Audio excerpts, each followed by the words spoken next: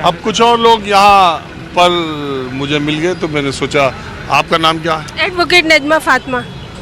आप क्या करती? मैं एडवोकेट हूँ, प्रैक्टिस करती हूँ और मैं सामाजिक संगठन है मुस्लिम महिलाओं को जागरूक करती हूँ पॉलिटिक्स के बारे में, कि उनको पॉलिटिक्स में आना चाहिए, वोट अच्छे से देना चाहिए देखभाल के, प्लस उनको इलेक्शन लड़के भी, क्योंकि सिस्टम चेंज करने के लिए सिस्टम का हिस्सा बनना पड़ेगा। जब तक घर से बाहर नहीं निकलेंगी तो सिस्टम चेंज नहीं कर पाएंगे। जो हमारी पहली लेडीज़ ने किया वो हम करें नहीं, हम लोग को अब आगे बढ़ना है, पढ़ाई लिखाई में भी आगे बढ़ना है, प्लस अपना जिसकी जितनी संख्या भारी उसकी उतनी हिस्सेदारी करके हमें आगे बढ़ना है। कहाँ? यही लखनऊ की रहने वाली है? जी, मैं बरेली की रहने वाली हूँ, बरेली से मैं बिलोंग करती हूँ। यहाँ लखनऊ में भी हमारा घर है। चुनाव लड़ना चाहती हैं? जी, चुनाव लड़ने की सोच रही हूँ मैं, लोकसभा का। हाँ, किस पार्टी से? है एक दो छोटी पार्टी है जो महिलाओं को सपोर्ट करती है, उन लोगों से बात करिए। इतना बड़ा लोकसभा का चुनाव आप छोटी पार्टी से लड़ना चाहते क्यों? आदमी की पहचान बड़ी होनी चाहिए। मैं अपने फेस पे लड़ूंगी, किसी पार्टी के फेस पे नहीं। आप किसी पार्टी में रही हैं पहले?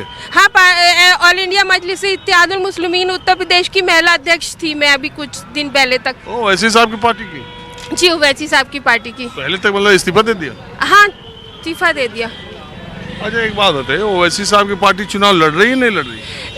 जितना मुझे पता लगा है कि ओवैसी साहब उत्तर प्रदेश में कोई भी कैंडिडेट नहीं उतारने जा रहे हैं। तो ये बनाए क्या है पीडीए पल्लवी पटेल के साथ? वो पल्लवी पटेल जी को समर्थन के लिए बनाया ताकि वो अपने कैंडिडेट उतारे और ओवैसी साहब ने उनको समर्थन दिया है।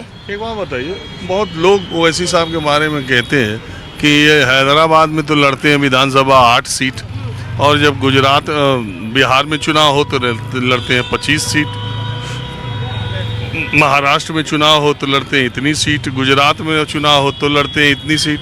अपने स्टेट में जहां उनका घर है, जहां के वो सांसद हैं, वहां तो 8 सीटों पर लड़ते हैं। बाकी तो उनके ऊपर एक आरोप लगता है ना बीजेपी की बी टीम का। आप उसी पार्टी में बहुत दिन, कितने दिन रही?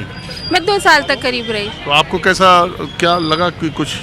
नहीं, बी टीम तो नहीं कह सकते, लेकिन यह है कि राजनीति में आदमी होता है तो दोस्ती यारी होती है, फेवर्स भी हो सकते हैं, लेकिन बी टीम नहीं कह सकते, क्योंकि अपनी शादी में आदमी खुद दूल्हा बनता है, क्यों दूसरे को दूल्हा बनाएगा? कोई ऐसा करेगा कि किसी और को दूल्हा बनाने के लिए बन जाए? नहीं, अब वो खुद ही लड़ना चाहते हैं। लेकिन और हाँ, आपने सवाल पूछा कि वो सब जगह क्यों नहीं लड़ते, क्यों? क्योंकि जहाँ मुस्लिम बहुल होगा वहीं तो लड़ेंगे। जहाँ जहाँ हैदराबाद में उनकी मुस्लिम बहुल सीटें हैं वहाँ तो टोटल वो 7 उनके एमएलए आए जीत के, और वो हमेशा जीत के आते हैं।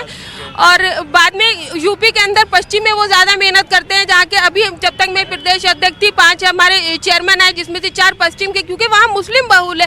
तो हमारी पार्टी मुस्लिम की जब सियासत कर रही तो जहाँ उनकी संख्या परसेंटेज भारी होगी वहीं पर तो जाएगी। अच्छा, एक बात मुझे आप ये बताइए कि मुस्लिम महिलाओं में लोग बात करते हैं, मुझे भी कुछ लोग मिलते हैं, वो कहते हैं ये 3 तलाक जो मोदी जी ने ख़त्म किया, तो एक मुस्लिम महिलाओं में बहुत बड़ा तबका है जो बोलता तो नहीं है, लेकिन अंदर अंदर इस सरकार के इस फैसले के बहुत साथ खड़ा है।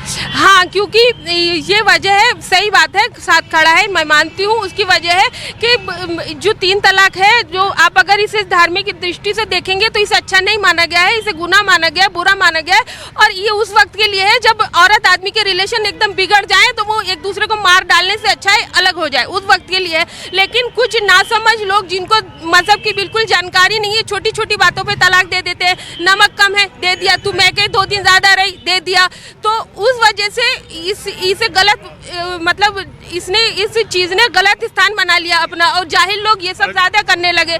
तो जब वो करने लगे तो औरतों को तकलीफ हुई, इसीलिए उन्होंने उसको अच्छा माना। आप इतना उस फैसले को अच्छा मानती थी तो आप भाजपा की तरफ जाने पे नहीं सोचा कभी? नहीं, हमने नहीं सोचा भाजपा में जाने का। हम क्योंकि वैसे भाजपा भी अपने हिसाब से ठीक कर रही है जो कर सकती है। इस चुनाव में कैसा करेगी यूपी में? भाजपा मेरे हिसाब से तो ठीक ठाक ही करने जा रही है। चलिए, आप मिली। लेकिन अभी जो मैं देख रही हूँ उत्तर प्रदेश का सिनेरियो, समाजवादी भी ठीक ठाक कर रहे हैं, लेकिन सबसे ज्यादा जो एकदम जाग गई है वो बसपा जाग गई है। ऐसा लग रहा था वो कुछ भी नहीं करेगी, लेकिन वो अच्छी खासी सीटों पर बहुत बुरी तरह हिट एंड रन करने वाली है, और दोनों को करेगी, विपक्ष को भी और पक्ष को भी, दोनों को भी कई कैंडिडेट हराएगी, ऐसा मुझे लग रहा है। अरे हार आएगी कि जीतेगी? जीतेगी भी। इस बार कैंडिडेट भी आएंगे उनके पास, शायद पिछले बार तो उनका एक भी नहीं था, लेकिन इस बार कई कैंडिडेट आ रहे हैं उनके। पिछली बार 10 जीते थे, उसके पिछली बार नहीं जीते थे। हाँ। बहरहाल आपने बात की, इसका बहुत शुक्रिया।